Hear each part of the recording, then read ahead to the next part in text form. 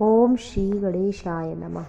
आइए श्रवण करते हैं माँ संतोषी की पावन कथा।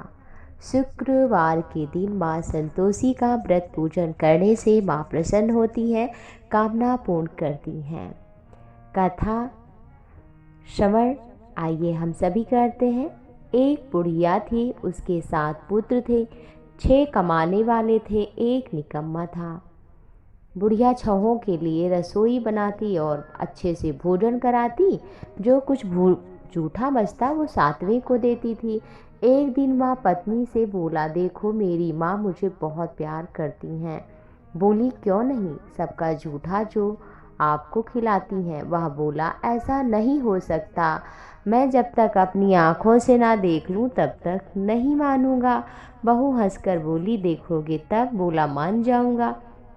कुछ दिन बाद त्योहार आया। घर में 7 प्रकार के भोजन, चूरमे के लड्डू बने हुए थे। वह जांचने के लिए सिर दुखने का बहाना करके पतला कपड़ा ओढ़कर सो गया। वह कपड़े में से सब देखता रहा। छहों भाई भोजन करने आए। उसने देखा माँ ने सुंदर आसन बिछाया, नाना प्रकार की रसोई परोसी और आग्रह करके उन्हें भोजन कराया। वह सब देखता रहा। छहों भाई भोजन करके उठे, तब माँ ने उनकी जूठी थालियों में से लड्डुओं के टुकड़े उठाकर एक लड्डू बनाया। जूठन साफ कर बुढ़िया माँ ने उसे पुकारा, बेटा छहों भाई भोजन करके चले गए, अब तू ही बाकी है, अब तू कब भोजन करेगा। वह कहने लगा, माँ मुझे भूख नहीं है, परदेश जाऊंगा। माँ ने कहा, कल जाना है तो आज जा। वह बोला, हाँ आज जा रहा हूँ। इतना कहकर घर से निकल पड़ा। चलते समय पत्नी की याद आई। पत्नी गौशाला में कंडे बना रही थी। वह जाकर बोला, हम जावे परदेस आवेंगे, कुछ काल तुम रहियो संतोष से धर्म आपनो पाल। वह बोली, जाओ पिया आनंद से हमारी सोच हटाए, राम भरोसे हम रहें ईश्वर तुम्हें सहाय। 2 निशानी आपनी देख धरू मैं धीर, सुधि हमारी मत विसारियो रखियो मन गंभीर। वह बोला, मेरे पास कुछ नहीं है, यहाँ अंगूठी है, अपनी कुछ निशानी दे दो। वह बोली, मेरे पास क्या है, यह गोबर भरा हाथ। ऐसा कहकर पीठ पर हाथ की थाप बना दी। वह चल पड़ा। चलते चलते दूर देश पहुंचा।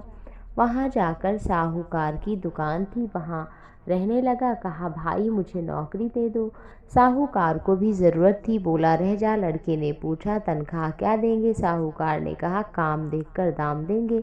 साहूकार की नौकरी मिल गई। वह सुबह 7 बजे से 10 बजे तक नौकरी करता। कुछ दिनों में दुकान का सारा लेन देन, हिसाब किताब, ग्राहकों को माल बेचना, सारा काम करने लगा। साहूकार के 7-8 नौकर थे, सब चक्कर खाने लगे, यह तो बड़ा होशियार बन गया है। सेठ ने भी काम देखा और 3 महीने में ही उसे आधे मुनाफे का हिस्सेदार बना दिया। कुछ वर्ष में ही नामी सेठ बन गया और मालिक सारा कारोबार उस पर छोड़कर चला गया।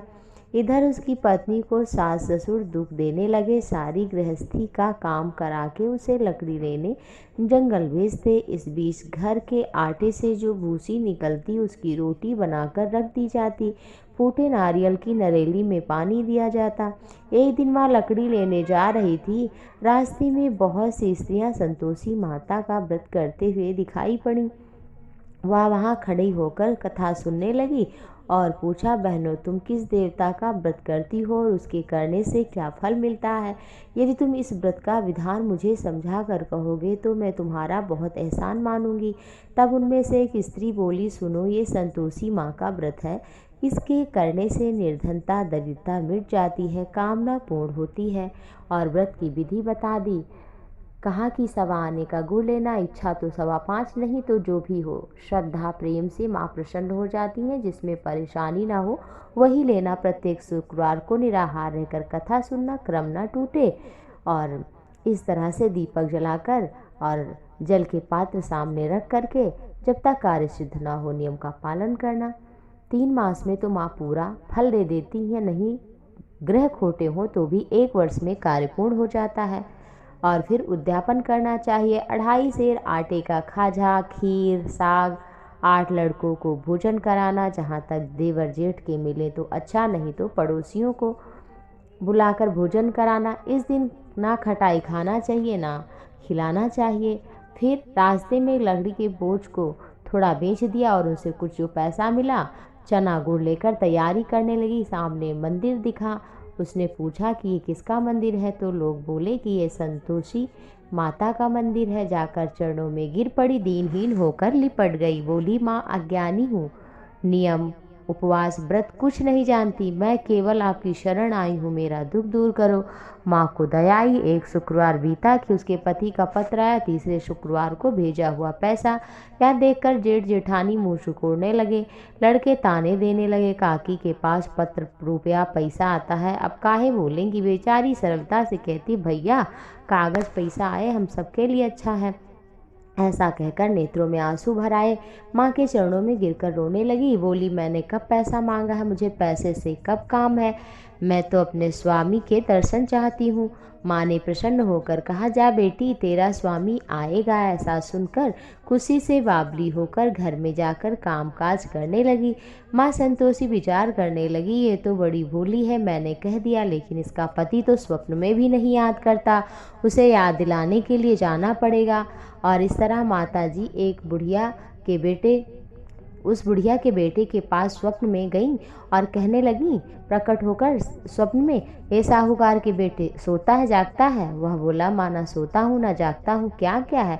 माँ ने कहा, घर वर है कि नहीं। बोला, हाँ सब है, माँ और बहू पत्नी सब है। माँ बोली, तेरी पत्नी बहुत कष्ट उठा रही है, तेरे माता पिता बहुत दुख दे रहे हैं, तेरे परिवार वाले, उसकी सुध ले। वह बोला, माँ मेरे पास कोई साधन नहीं है, कैसे जाऊँ। माँ ने कहा, सुबह उठ, मेरा नाम ले, घी का दीपक जला, स्नान करके फिर तेरा काम हो जाएगा।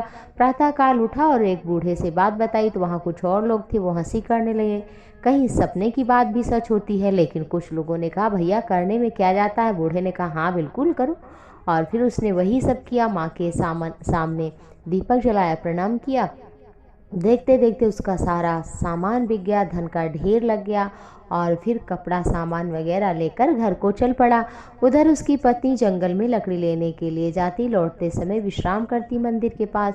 और फिर उस दिन जो रुकने का स्थान था, बहुत धूल उड़ रही थी, वो आ रहा था तो कहा, माँ से पूछा, माँ धूल कैसी उड़ रही है। माँ ने कहा, तेरा पति आ रहा है, अब तू लकड़ियों के 3 बोझ बना, एक नदी के किनारे, दूसरा मेरे मंदिर और तीसरा अपने सिर पर रख। और फिर यहाँ तेरा पति मोह के कारण रुकेगा, खाना पानी बनाकर खा पी कर तब जाएगा। और फिर तू पीछे से लकड़ियों को लेकर के जाना और आंगन में बोझ को डालकर 3 आवाज़ें जोर से देना, सासू जी लकड़ियों का गट्ठर लो, भूसे की रोटी दो, नारियल में पानी दो, क्या कोई मेहमान आया है। माता जी से बहुत अच्छा कहकर लकड़ियों के वैसा ही गट्ठर बनाकर चल पड़ी और पति की प्रतीक्षा करने लगी कि अंदर जाए तो मैं जाऊं। इतने में मुसाफिर आया, भोजन इत्यादि बना करके गया और माँ से मिला। तब वो उसी प्रकार भारी बोझ लेकर जोर से आवाज़ देने लगी, लो सासू जी लकड़ियों का गट्ठर लो, भूसे की रोटी दो, क्या कोई मेहमान आया है। यह सुनकर उसकी सास अपने कष्ट को भुलाने के लिए कहती है, चल मीठा चावल खा, पति आया है। और जब बाहर पति निकल कर आता है तब पूछा, माँ कौन है। कहा, बेटा तुम्हारी पत्नी। कहा, ये ऐसी।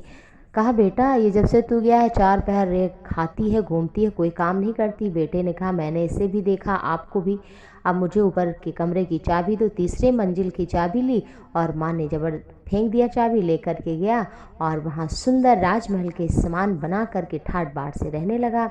और फिर शुक्रवार आया, मनौती मानी थी, उद्यापन करना था, काम पूरा हो गया तो पति से बोली कि हमें उद्यापन करना है। पति ने कहा, हाँ क्यों नहीं। जेठानी के बेटों को कहने गई, जेठानी ने सिखा दिया कि पहले ही तुम खटाई मांगना।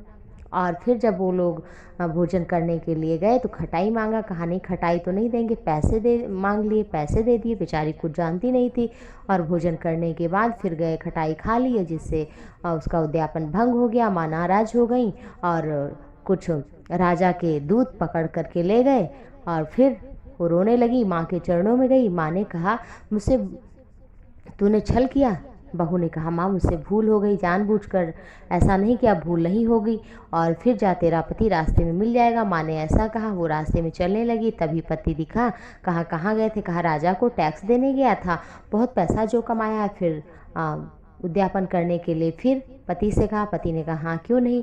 फिर जेठानी के लड़कों को खटाई मांगने लगी, बोली नहीं खटाई नहीं मिलेगी, पैसा भी नहीं देंगे। वो लोग चले गए ब्राह्मण के पुत्रों को बुलाकर भोजन कराया और फिर माँ की कृपा से पूर्ण हुआ। 9वें महीने में सुंदर पुत्र हुआ और फिर वो अपने बेटे को लेकर के माँ के मंदिर जाती। माँ ने सोचा कि ये तो रोज़ आती है, मैं भी चलूँ। ऐसा सोच करके माँ आई और भयानक गुड़ चने से सना हुआ मुख बना करके आई। सास ने देखा तो चिल्लाई, चुड़ैल डाकनी आई है। लेकिन जब ये दृश्य देखा, माँ आ रही है, पहचान लिया और फिर बच्चे को दूध पीने से हटाने लगी। सास ने कहा, देखो तो बच्चे को ही हटा रही है। उसी समय माँ की कृपा से बालक ही बालक नजर आने लगे और सब चरणों में आकर फिर माँ के गिरे। माँ ने कहा कि मैं किसी को नहीं क्षमा करूंगी और फिर बहू ने कहा, माँ ने फिर सबको क्षमा कर दिया। इस तरह से व्रत पूर्ण हुआ। जो भी माँ की श्रद्धा भक्ति भाव से कथा को सुनता है, माँ उसकी सभी कामनाओं को पूर्ण करती हैं।